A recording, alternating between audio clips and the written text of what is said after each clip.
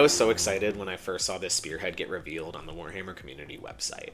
I've always wanted to have a Cities of Sigmar army, but I want to have almost every army that's available to me. I can't have them all. And I just got done painting Parabellum's 100 Kingdoms army, so I kind of had my fill on medieval fantasy dudes, medieval fantasy horses in particular. I painted a lot of horses for that. I painted horses elsewhere. I don't really want to paint any more horses. There's too many horses right now. And this spearhead is exactly what I would want out of a Cities of Sigmar army anyways. I'm a big fan of the black powder, medieval gunline type fantasy, pike and shot in a Spanish tercio. I think it's fun and cool, and it's also fun to just roll big handfuls of dice. That's kind of what I'm in Warhammer for. So if I were to get a full Cities of Sigmar army, I'd probably get another 30 of those dudes with rifles, and I would get as many of those dude with gun on ogres as I can. I think that is just such a cool model. I haven't seen anything like that. I understand other things have done that kind of style, but just the dude riding the tower that an ogre is holding, that model is just awesome. I love it so much. I was fortunate enough to get my hands on this spearhead almost right when it released, and we really wanted to do a video for it as soon as we could. So I kind of had a unintended 24-hour challenge with getting this spearhead put together and painted. I got it on Friday. I spent my Friday night building it. I went out and primed it at midnight and dead of night with bugs biting me outside and everything. I only had a little bit of time to paint it on Saturday, so Sunday I ended up waking up at 10 a.m. I don't think I went to bed until midnight. And I got it done, all varnished and based and everything, and ready for the table. And I was super excited to put it on the camera and give it a try. And it turns out I think it's pretty fun. So this is my review of the Fusil-Platoon for the Cities of Sigmar, their spearhead. I'm going to go through and talk about my experience building and painting the models, go through all the war scrolls and everything and talk about them, talk about the battle traits and enhancements and my opinion on them, talk some general strategy I found with it. I played the spearhead a good number of times, both in tournaments and friendly games, and testing it just by myself playing it. And I think I've got a good feel for how it ends up doing. It's not the most competitive spearhead. It's not the strongest, but it is fun. It gives you a lot of opportunities to really play the game, and you can win games for sure. It is spearhead, so anybody can win games, but you feel really good when you win this one. You really feel like you are commanding that tercio to fire volleys at the right perfect timings. So first, I want to talk about my experience building and painting the models. I think that's the most important part of all these models. Oh, buddy. Oh, excuse me, sir. First, I want to talk about my experience building and painting the models. I think that's the most important part of this whole thing.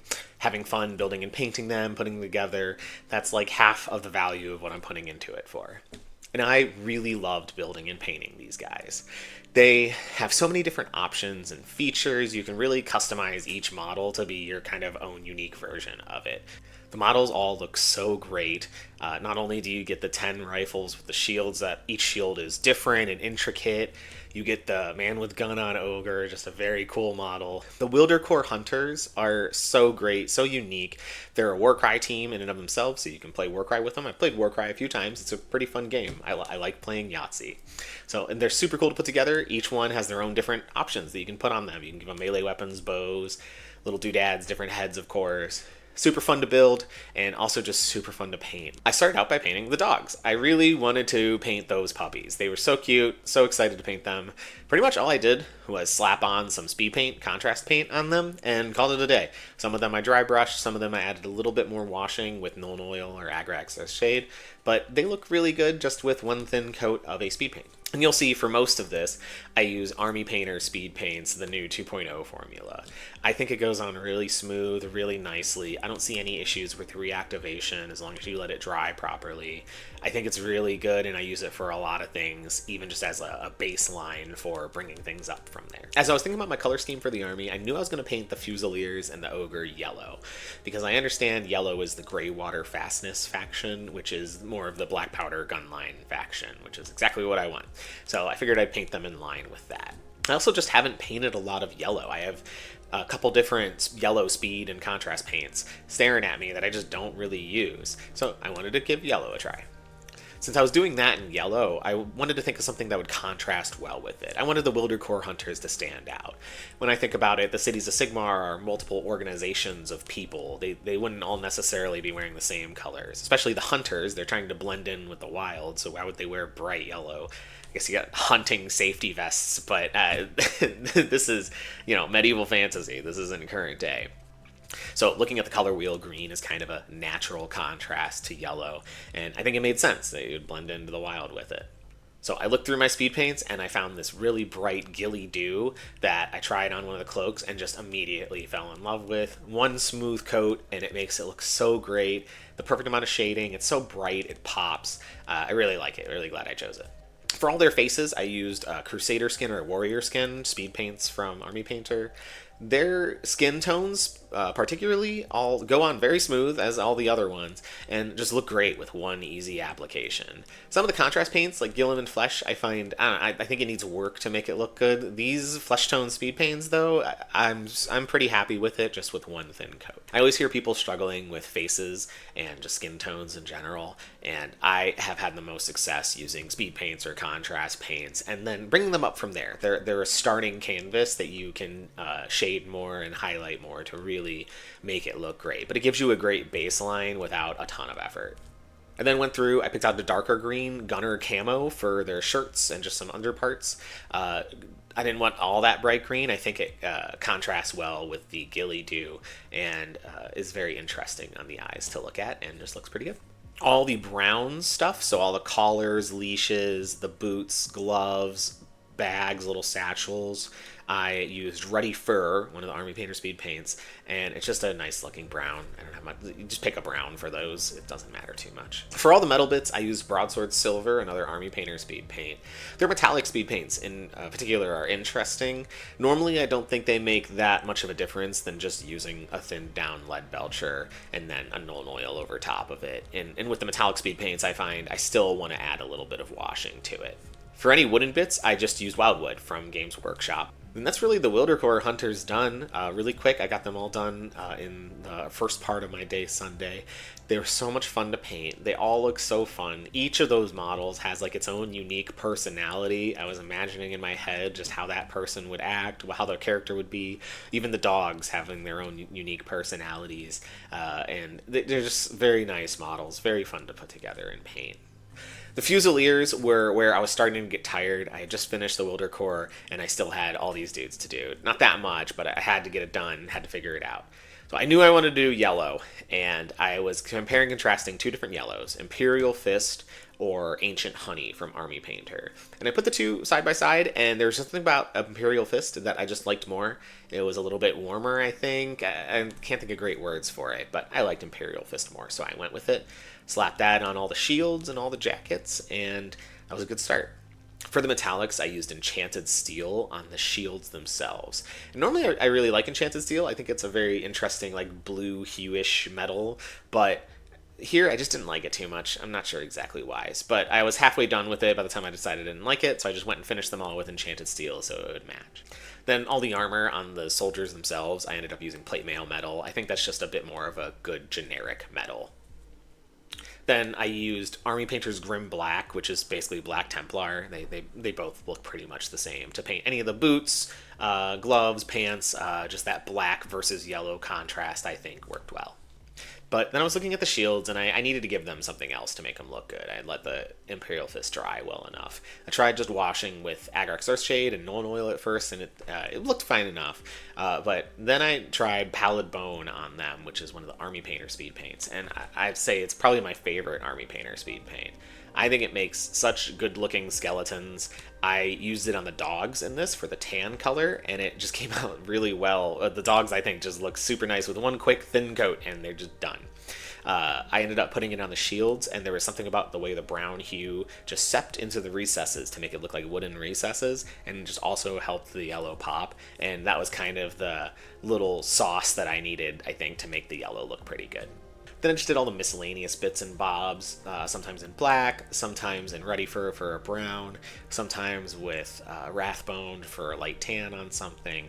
Painting the Ogre Major wasn't much different from painting the Fusiliers, just took a little bit more effort. Now, the Fusiliers probably were the toughest part to paint. That was when I was starting to get, that was like halfway through. My marathon session had really kicked in, and I just had to get through them. Not really a downside or complaint, just unfortunately I didn't have too much time to paint this all, and I wasn't able to give this whole thing the love and attention that it really deserves. These are very detailed models, much like Games Workshop just always does. So I was trying to just skip some of the... There was a lot of details that I ended up kind of glossing over, trying to get this done in one day. Then last, I had to paint the Alchemite warforger. By this point, I think it was like 10 o'clock at night, 11 o'clock at night. I was tired. I was ready to be done. So I just slapped like warrior skin on for the skin, painted the metal bits, plate mail metal, used grim black for the cauldron, painted the little effects orange, and then put a little bit of dark orange over them. I forget exactly what orange is. And then just used, I'm pretty sure ready for like the apron that he's got. Called him a day. For basing, I knew from the beginning that I was going to do this grass effect. I had never tried this before, and I saw Pat do it with his Euroni, and I think it looks so great. So I picked up some, I'm pretty sure it's just battlefield grass from Army Painter, and then basing glue. When I was building them, I used double-sided tape that I just got from Walmart, like the green double-sided tape, to get them stuck to their base, so I can make sure that my base was nice and empty for them. For the longest time, I've built my models gluing them to the base before I base them, and I'm just so over that. I'm so over trying to reach in between their feet to get texture paste in there. I'm not going to do it anymore. I found this double-sided tape is very sticky. You can just use sticky tack or whatever, and I'm sure there's other better ways to do it, but this is kind of just what worked for me, and I think it helped a lot. So using this grass was a great idea. All I had to do was super glue the models on top of the grass, which took a little bit of effort. Maybe there's a better way to do that, but I could probably just leave spots open in the glue for where I plan to put them, but I don't think far enough ahead to do that kind of thing. But just super glue them on, rim the bases black, and it turned out pretty good. I varnished everything, and it was all done by that Sunday night, ready to go for recording on the next day. Overall, building and painting the Spearhead was super fun. I honestly do think this is one of the better Spearheads that they've put out here recently in terms of just look and style, right, and aesthetic. While it certainly is less volume, less mass of plastic compared to older Spearheads, you're getting an equivalent number of units. Here, it can be argued your value comes in the detail of the models. I don't think that's necessarily a bad thing, especially for Spearhead in general. I'm happy to see the Spearheads kind of trimmed down in power and size a little bit. I think it should be a little bit smaller, like how this Fusil-Platoon and these newer Spearheads they're releasing look. Each of these models is a unique character in themselves. They all have their own personality, and I think it's super fun to sit there and build them in your own unique way. You can really think about how this character would act, what their personality would be as you're building them to really inspire you with your painting and your gameplay. Now, moving on to the second best part of the Spearhead, we're going to talk about the actual gameplay mechanics of the Spearhead and how it works in there. I'm going to talk specifically about Spearhead.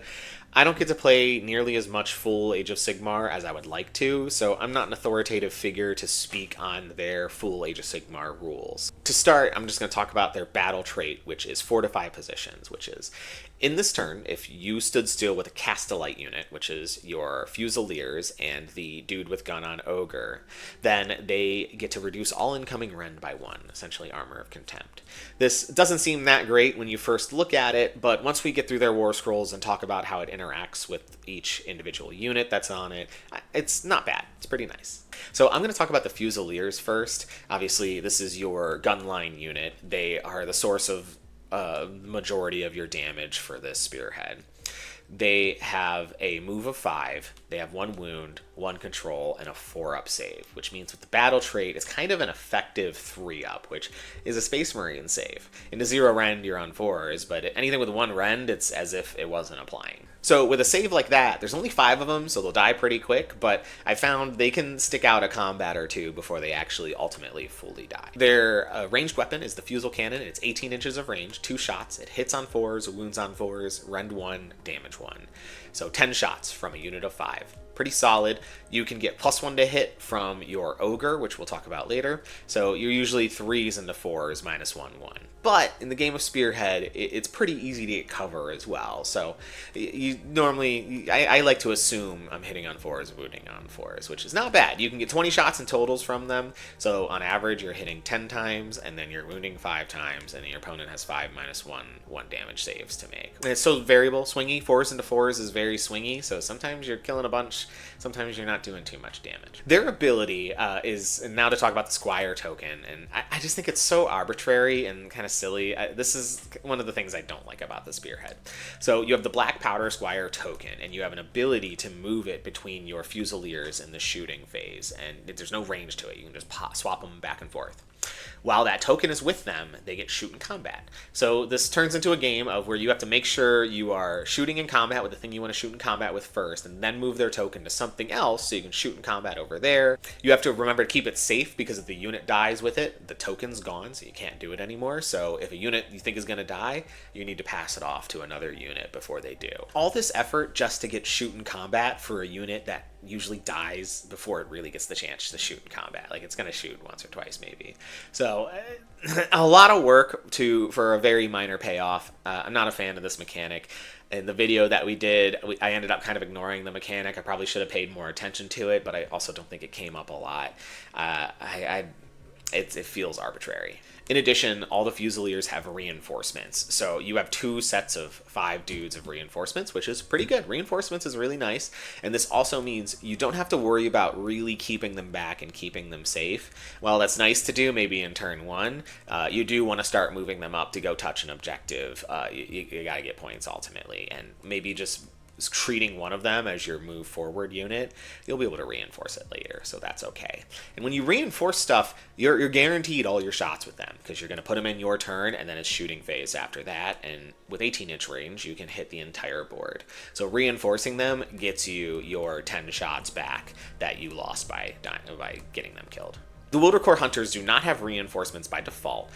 They are move 5, 1 health, 1 control, and a 5-up save. They are not Castellite, so they don't get the effect of your battle trait. Their composition is a little funky. They have 4 dogs. The dogs only have dog bites, which are 2 attacks each, hitting on 4s, wounding on 3s, no rend, 1 damage. Then all the humans have melee weapons, which are 2 attacks, 4s into 4s, no rend, 1 damage. So the dogs wound a little bit better. This means when you're setting up the squad, you usually just want to make sure the dogs are in front so you can make sure you're getting their melee attacks in. All the humans also have ranged weapons. Your leader character there has a dog bite, a melee weapon, and a ranged weapon. The range is 2 shots, hitting on 4s, wounding on 4s, -1, 1. Same thing as the rifles. So a crossbow is just as good as a rifle. This means in total, you have 34 shots with this army, and if ideally you're getting 34 shots a turn, that's a surprising amount of damage sometimes. The most important part of the hunters, though, is their ability, which is expert trackers. They get to make a movement in the deployment phase after both armies have been deployed before the game starts. This is very powerful. It allows you to move forward and touch a mid-ground objective and start the game on it, stickying it. Just super nice to have. The pre-game move gives you so much flexibility and ability to, you can really game it with that and use them, make sure that they're used effectively because of that, whether you have first turn or second turn. We'll talk about the Alchemite warforger first. So kind of the black sheep of the Spearhead. He is a little out of place here. He has a move of 5, 5 health, 2 control, and a 5-up armor save. So he's a pretty lower tier character. He's got 3 melee attacks that are -1 d3 damage. That's cute. That's fine. That's nice to have. Sometimes you can do 2 damage on average. It'll help. But in the hero phase, he gets to cast a spell. He's a wizard. He rolls 2 dice, and he needs a 6-up for it. And you get to pick a unit wholly within 12 inches, and you get to give them crit mortals on their melee weapons specifically. This is really effective on the Wildercorps hunters, who have a total of 24 melee attacks in between all of them. So 24 attacks, 6, 12, 18, 24. It's 4 mortal wounds on average if all of them get in. That's pretty nice. That can kill 2 Chaos Warriors. That's almost a fully dead character. You can get some nice damage out of that. So that's kind of the best target for that spell. You can also put that spell on the Ogre, giving his 2 damage weapon crit mortals, which is pretty spicy, but he only has 4 attacks, so he's not the best target. You really, the most value you're ever going to get out of it is turn 1, put it on the Wildercorps, charge in, fight first, maybe you get a whole bunch of mortals. I'm not a big fan of it being a spell. It doesn't always go off, and I guess you really do just remember the bad times more than you remember the good times. I feel like this spell does not go off when I would really like it to. The Fusel Major on Ogre Warhawk. Dude with gun on Ogre. My favorite. The boys themselves. Also move 5. Everything moves 5. Pretty easy. They've got a health of 8 though. 2 control, because there's 2 of them. And then they have a 3-up armor save. So with the battle trait, you have an effective 2-up against anything with Rend, which there's not a lot of things in this game with a 2-up armor save. There's the Old Corn Spearhead. I'm pretty sure the Carriage-on boats have a 2-up armor save. I'm sure there's more that I'm forgetting. It's uncommon, though. You really don't see 2-ups. And in this game, Rend doesn't get that much. You usually are seeing 0, 1, 2 Rend. Rend 3 is uncommon. And obviously mortal wounds are a thing, and that's definitely what you want to be scared of with the Ogre, with only 8 wounds. But that effective 2-up armor save can do some work. And you really need it to as well, because with how this Spearhead is made, at a certain point you have to be ready to throw the Ogre in and see what he'll do. He's going to have to go fight something. He does have a ranged weapon, which is the real linchpin of this army. So he's got 3 shots with 24-inch range, so the entire board. There's nothing you couldn't shoot. Hits on 3s with 3 shots, wounds on 3s, -1, 2 damage. That's pretty nice. I find I usually just end up missing with him. I don't know what it is. I roll 3 shots, he hits once, he doesn't wound, or like he hits twice, wound once, my opponent saves. But when it does go through, that's 2 damage each time. Very helpful. His melee weapon is the Warhawk's Mace for 4 attacks. Hits on 4s, but wounds on 2s, normal kind of ogre stat line. -2, 2 damage. So pretty nice. It's an okay melee. I wish he had a little bit more attacks, especially hitting on 4s. His ability is really what makes him the linchpin, though. So he gets to mark targets when he targets an enemy unit with shooting. Notably, he doesn't have to hit, he doesn't have to wound, he doesn't have to do damage, he's just got to target him, thankfully, because I sure do miss with him a lot. You just get +1 to shoot with everything in your army against that unit this turn. This is the main gimmick of your army, right? You get your Oath Moment, you pick your target out, and then you shoot them to death, and you sure hope you do enough to kill them. You're pretty much dumping all your shots into one target each turn normally. So that's all the war scrolls for this army, and I find it to be a very interesting spearhead. Very different from most spearheads. You really don't, I'm pretty sure this is the most shooting I've seen in a spearhead. Maybe Caradron beat it out by like percentage-wise or something. But so it makes for a very unique play style. You really have to try to get as many shots in as you can. You're gonna miss with half of them half the time. Between cover's pretty easy to get, and yeah, you can get +1 to hit with the Ogre. It's just so easy to cover. With both their battle traits, I see them as kind of defining 2 different play styles with this army. The first one, the one that I like the most, is Respected Leader, which gives reinforcements to your Wildercorps hunters. I think this is so great, allowing you to turn your Wildercorps hunters into a great screen and a really good early game tool. You're not afraid to lose them because you're going to get to bring them back, and when they get back on the board, they get all 14 of their shots. So it's okay. I don't mind them not shooting turn 2. I'm going to get a full round later as long as they die, which they should. With the pregame move, you can make them a really effective screen, helping you prevent your rifles and your Ogre from getting touched too early, so you can make sure you get a good round of shooting in, especially if you don't have first turn. And then giving them reinforcements, I just get to bring them back later, so I'm totally happy to use them as that screen. The other battle trait, Well Provisioned, is a once per game in the shooting phase, pick a unit, and they get +1 to wound with all their shoots for that turn. It's pretty powerful for one big alpha strike. I think that this one goes best paired with a specific enhancement, which I'll just talk about next here after this. But I definitely prefer Respected Leader, but I can see an argument for Well Provisioned. You can use it on the Wildercorps Hunters, who have 14 shots. 4s into 4s, it can become 3s into 3s with the ogre. So that's one valid target. And that's pretty good. I don't think you get as much value out of it with just a unit of 5, and certainly I don't think it's worth it to use it on the ogre. The first enhancement, which ties into talking with the well-provisioned battle trait, is Adept Tactician, which is when you have 2 units of Free Guild Fusiliers dead, and you haven't reinforced them yet. You get to bring them back as one big unit of 10, anywhere on the board, more than 6 away from the enemy, and they don't get the Black Powder Squire token back, but they just come in, shoot their 20 shots, and set an objective somewhere. So that is a very powerful ability. That's the only access to a Deep Strike-like effect that's not a battle tactic card that this army is going to have. Other armies have a couple, maybe we'll have a couple ways to do that, but that's a very powerful effect, because in this game, with all the objectives being sticky, people are walking off objectives to go do something else with their units. There's not a lot of dudes either on the board, so late game, this can be very great for just sneaking your opponent's objective, and suddenly the whole game is turned around. I think it goes really well with Well Provisioned, because you can bring back that big unit of 10, hitting on 3s with the ogre, hopefully, but then wounding on 3s with 20 shots. That's a much better average of damage you're going to get through. You're going to kind of have like your big alpha strike. It just comes later in the game, and that's kind of the problem I see with this strategy. You have to lose the Fusiliers. So this strategy kind of wants you to use your Fusiliers as your front line. And while I don't think you want to be super castle-y and keep them like in the corner the whole game, but I do think you don't want to just throw them away. I prefer the Wildercorps Hunters being my throwaway tool. The second enhancement is a solid one, Brace. It is just a 6-up ward for the general, which is kind of, I think this is the most reliable one that's not gimmicky, and just, if I'm not sure what I want to take, I'm just going to take a 6-up ward on him. The third enhancement, Point Blank Volley, is my least favorite. So this is in the enemy's combat phase. You just roll a die, you roll a d3, and on a 2-up you do that many mortal wounds, which isn't bad. That's access to mortals, which is nice, and it's kind of like a free hit 2/3 of the time.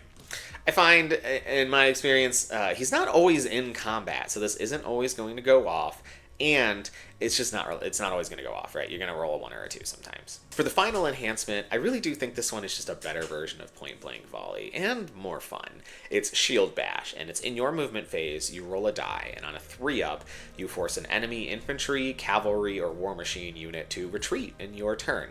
So it's not everything, it's not monsters, you can't just bop a big T-Rex away. But you get to force them to retreat, they take the mortal wounds, and now your opponent has to move in your turn. I think this is a super fun mechanic. I love any mechanic that forces your enemy to kind of move, or interact with you in your turn. It makes for much more just interactive gameplay, right? And its alternating activations is a lot more fun than I go, you go with whole entire turns. So any opportunity to interact with my opponent in my own turn, and we both make decisions together, I think is super fun. In addition, I think it's really good. You do D3 mortal wounds, which is pretty much exactly what you'd get out of Point Blank Volley. The same opportunity number of times, once per battle round, your movement phase, enemy combat phase. Making your enemy retreat, you have a 3-inch no-go bubble. So when they retreat, you can push them off an objective. Like, they cannot be within 3 of you after they end a retreat. So you get to claim an objective with that. The downside to this one is if you get charged with 2 units, yeah, you can force one of them to retreat 2 units. So you're still locked in combat anyway. So does the mortals, maybe retreating does something for you, but it's not as effective. And maybe that's just the way you kind of turn this off. Maybe I shouldn't tell that for the people who want to play against the Spearhead. That's all the rules and war scrolls for the Spearhead, though. So I find it a very fun and interesting Spearhead. Like I said before, it doesn't play like any others. You really do have to think your turns out, and when everything works really well, you really do feel like the general of a tercio calling out your volleys at perfect opportunities. I really do see 2 different play strategies. I prefer taking Respected Leader and giving Wildercorps reinforcements. With that pregame move, that means if I get turn 1, I get to move 5 inches, and then I get to move 5 inches. So I'm in your face already. I'm going to shoot you 34 times at whatever I want to shoot at, which probably has cover, but I'm getting +1 to hit it from the ogre. So I'm shooting you 34 times, and then I'm charging you with 24 attacks that, on a good day, have crit mortals. That is just such an initial shock that I think is super good. In addition, the Wildercorps, they have reinforcement, so I'm totally happy to throw them away. I get to bring them back later in the game and get all 14 of their shots again. Then if I'm going second, I can use that pregame move to really ensure that my Wildercorps hunters are an effective screen. They're placed in positions where I know that they're going to block my enemy out from getting within 3 inches of what I don't want them to get within 3 of. I don't want them to be within 3 of the ogre. I want to decide when that happens. And I don't want them to be within 3 of the Fusiliers. I want to decide when that happens. But if they get into the Wildercorps, that's fine. That's my screen. With this strategy and army in general, you have to balance how hard you castle and how hard you press the gas pedal. While you could just sit in a corner the whole game and just shoot stuff, your opponent's going to win on points because you're not going to get any points. So maybe first turn you play a little cagey, but turn 2 you do really need to be moving out and trying to get points. You need to start using those Fusiliers as objective takers, even if they just charge in with a hope and a prayer. You'll get to reinforce them later. With 3 different units that have reinforcements, you're getting the most value if you reinforce 3 times. Ideally, your Wildercorps hunters die during the first battle round. You reinforce them turn 2. Second battle round, one of your units of Fusiliers dies. Reinforce them turn 3. Turn 3, third unit dies, and then you reinforce them turn 4. It doesn't have to be in that order necessarily, but you only get to reinforce once per battle round. So there's an art to making sure your units die in an effective manner to make sure that you're getting all the value out of this that you can. You have 34 shots with this army, and so thinking about those 34 shots, you're going to hit 17 times, you're going to wound 8 or 9 times, and if your opponent has a 4-up armor save, they're going to take like 6 or 7, 5 to 8 damage. So you can delete something on turn 1. I've had games where I've deleted 2 trogs and my opponent just didn't have that backbone wall crusher that they are for the whole game before they even moved. I've had games where I did 2 damage to something in a whole round of 34 shots, 37 with the ogre. It's a little bit random, and that's just how it goes. Your opponent can get cover pretty easily on turn 1, so don't be that worried about it. If your opponent is giving you a easy 3-up to hit during turn 1, that's on them. I want to go over the battle tactic cards a little bit and how they interact with your army. I think there's kind of 3 categories I'm going to use to describe them. I think there's kind of bad cards, there's average cards, and there's good cards, just to kind of keep it simple. Going over the bad cards first, Raise, which is touch your opponent's long battlefield edge, really tough for this army unless you're taking the deep strike mechanic. You do have the speed of death command that you can use to use that, but that's probably used better elsewhere. That one's just really tough, and then the command itself is not that useful. Raid, which is be wholly within enemy territory, isn't that tough to get, but same thing where the command isn't that great. You're not going to be... Enemy territory isn't that hard to get into, so this one's normally not bad for a point, but it's not great. The Grip of Death is taking 2 objectives not wholly within friendly territory. I think that one's going to be tough for you. You're just not going to be striking deep into enemy territory. The Grip of Death, which is hold 2 objectives not wholly within your territory, I think is also a tough one. This just isn't an army you're going to be striking forwards, taking objectives on your opponent's side of the board with. So that's just going to be tough for you. The command to retreat for free and potentially heal, I think, is a lot better used as a command here. Attack on 2 fronts is take 2 objectives your opponent controlled. That's going to happen sometimes. But again, this just isn't an army where you're striking forward and taking your opponent's objectives. I think you're kind of solidifying your position and slowly building a lead from there. So more often than that, I use that for a translucent flesh, usually hopefully on something that like wounds on 2s to really just cut that off. The 2 Deus objectives, Deus of Necropolis and Blood, one of them's going to be easy to get, one of them's going to be tougher to get, because again, you're not a spearhead that's going to strike forward into your opponent's territory and take objectives, normally, on average. So between the 2 of them, knowing which one you'll use the combat phase ability for and which one you'll probably hold on to score is a good idea.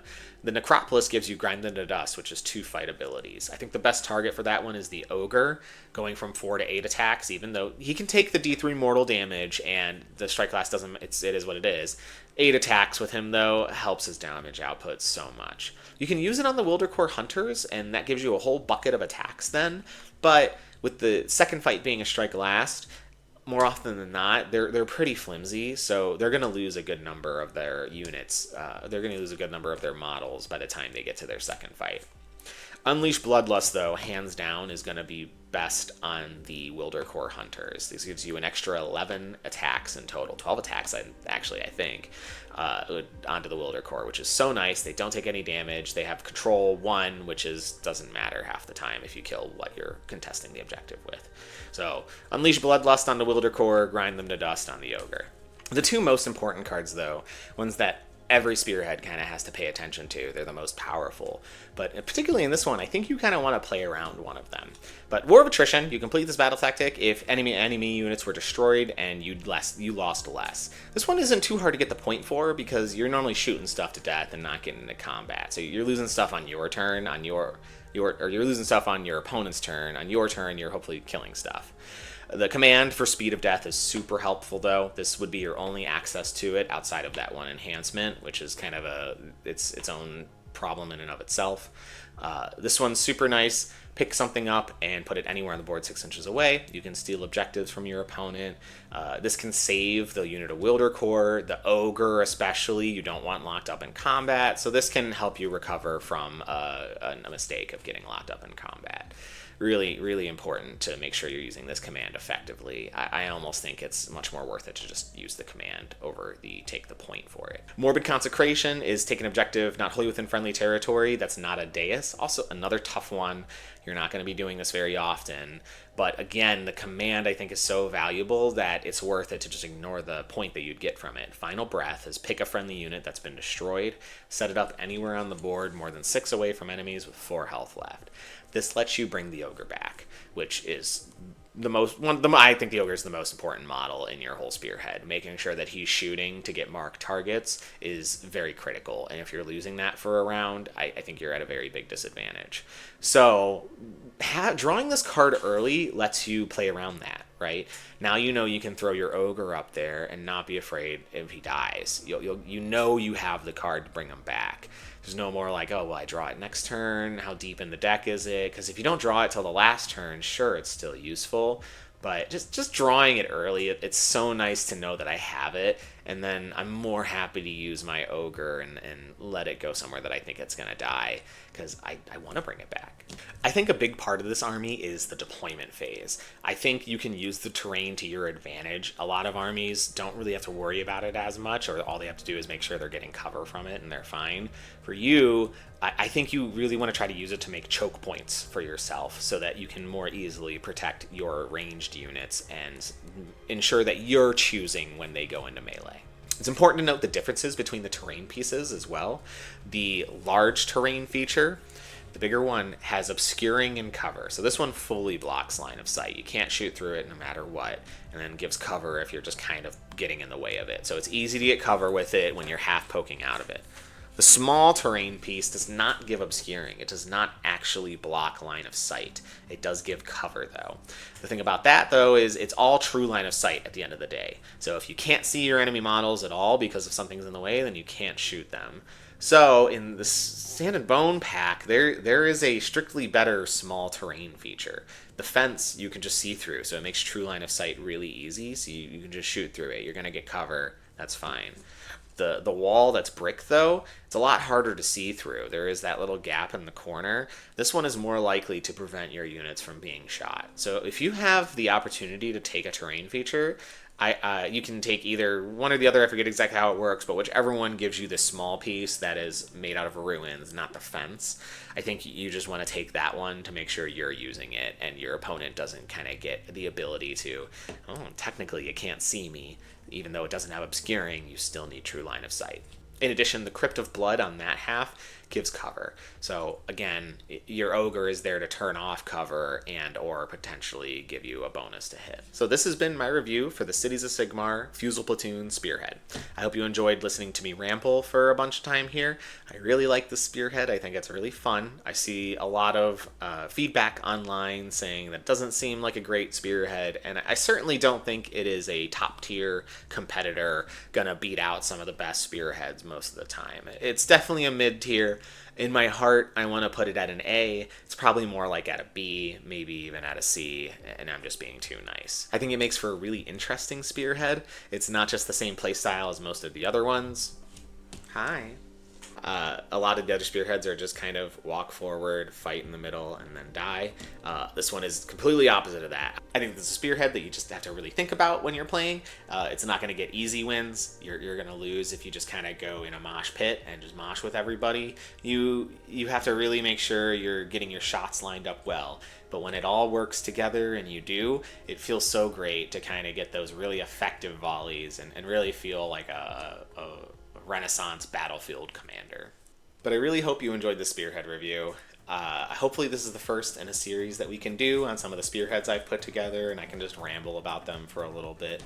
And I really appreciate everybody checking out the video and just checking out the channel in general. We appreciate every single like and subscription and comment that we can see.